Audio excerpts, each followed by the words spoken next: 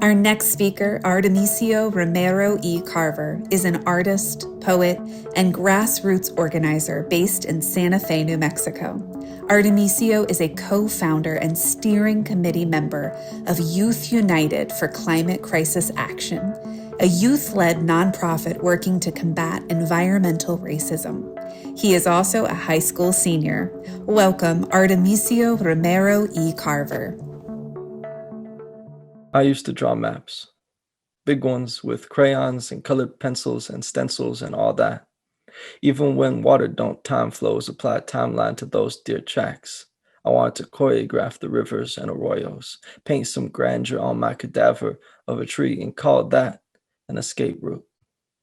I used to draw maps. I thought they were very truly important. Maybe I was trying to make a portrait. Inside is a scary place. I'ma form a home with dead twigs, pine cones, blue skies, ozone, red dirt. I don't own my grandpa's bones and sap. I used to draw maps. I'm drawing back, but they draw a match like a gun. They strike it on human beings, communities of color, the color of kerosene, till we're lit bright like the sun. They fan it with words like progress and profit and God-given. They draw lines in the earth like an autopsy, prizing which places and people are worth not wanting. They need a reason to hurt. That's why they draw maps. Thank you for listening to my poem. It's a piece that I wrote almost a year ago to the day as a means of understanding the environmental racism that happens daily in my home state of New Mexico. And since then, I've used it during poetry readings, a PBS interview, and even one particularly emotional Zoom call. But I chose to share these words with you today because that poem is honestly one of my most valuable stories. And today, I want to show you that storytelling is a means to fight injustice. Before I'm a poet or an artist, I'm at core an organizer. And as an organizer, I've been taught that there are two ways that we can deal with systemic injustice. The first is maybe the most simple, maybe the one that you're the most familiar with. We have to deal with the outcomes of systemic violence. During the recent pandemic, Black, Indigenous, and Latinx communities in my home state faced rising rates of food and housing insecurity. And so, in an act of justice, my nonprofit, along with many others, joined forces in what's called mutualista, or what you might call mutual aid, to direct food and financial donations to those in need. That kind of response is something like first aid, right? You try to mitigate the damage that's already been done by a bigoted idea. But there's a second strategy, and it's the one that I want to talk to you about today that's closer to diagnostic medicine. You have to identify and challenge the root ideologies that create symptoms of injustice. Violence starts as an idea.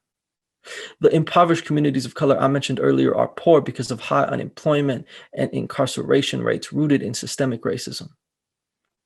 The caging of children at the US-Mexican border is premised in xenophobic thought. Similarly, climate change is even based in colonial land practice and an anti-science movement within American politics. Only providing triage for these wounds is, sadly, insufficient. We have to treat the conceptual sources of violence. I've also seen that the costs of injustice, while always too high, are rising. We have less than 10 years to avert a full ecological collapse. And that kind of shift will only be possible if we can somehow move past the racial violence and disregard for human life that make large-scale pollution possible. That's a short timeline filled with huge obstacles, I know. We have to address the conditions of inequality, and to do that, we have to confront the ideas that predate them. And really, there is one primary idea that predates inequality in America: white supremacism. White supremacism is an ideology. It is a value, and as we saw at the Capitol so very recently, a threat to democracy. But white supremacism, like any other master narrative, is at core a story. And it is the worst kind of story because it is a lie. To combat this, for the sake of our community, our planet, and ourselves, we must tell our own stories and share truth. I'm a youth activist, and so a lot of what I do has to do with empowering young people to engage in the political process. When I invite my peers to meetings or events or to speak on a topic, I always hear the same thing. People tell me that they don't feel as if they know enough to deserve to be listened to. And that makes me so sad because, in fact, they know so very much. Let me explain. I know kids from poor neighborhoods who have a lived education on the issues of unemployment and gentrification. I know young women who've been forced to understand the patriarchy around them as a means of self preservation. I know BIPOC youth like myself who can offer firsthand testimony on race relations in America. And I know that my generation recognizes the danger of climate crisis like no other because we have lived our entire lives under its existential weight. White supremacism and all of the injustice it propels treat one dishonest story as a universal truth. We will heal the wounds it's left with a multiplicity of stories. And so I urge members of my generation and others the next time that you're at a protest or a city council meeting or a classroom discussion, share your story and change the world a little bit.